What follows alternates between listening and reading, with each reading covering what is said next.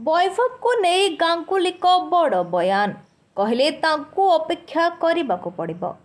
भारतीय क्रिकेट दुनिया रे एबे युव खेलाड़ी को नहीं जबरदस्त चर्चा धरी। आईपीएल विस्मय बालक वैभव सूर्यवंशी ठारू आरंभ कर घरोई क्रिकेटर स्टार प्रिंस यादव और आकिब नबीन भविष्य को नहीं पूर्वतन अधिनायक सौरभ गांगुली एक बड़ बयान देइछंती, जहां चयनकर्ता को मध्य बड़ संकेत देइछि।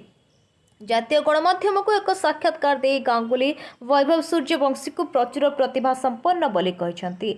से कहते 15 वर्षर यह बालक विश्वर प्रसिद्ध बोलर को साहसर सहित मुकाबिला करने अद्भुत।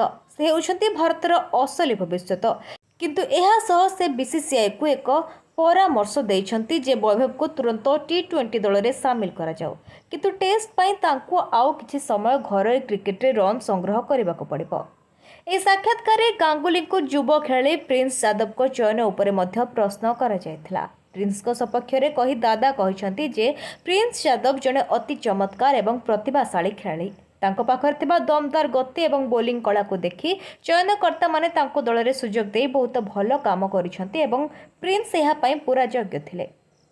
प्रिंस को सह गांगुली रणजी ट्रॉफी रे चमत्कार प्रदर्शन करथिबा आकिब नबीन को ऊपर मध्य बड़ मत रखिछंती। गांगुली को ऊपर भारतीय टीम को एभली बॉलर कर बहुत आवश्यकता थिला जे रणजी ट्रॉफी रे निज घातक बोलिंग रे समस्त को प्रभावित करिछंती। दादा कहिछंती जे उभय प्रिंस यादव एवं आकिब नबीन को भारतीय टीम रे चयन करा जिबार पूरा निष्पत्ति परफेक्ट अटे।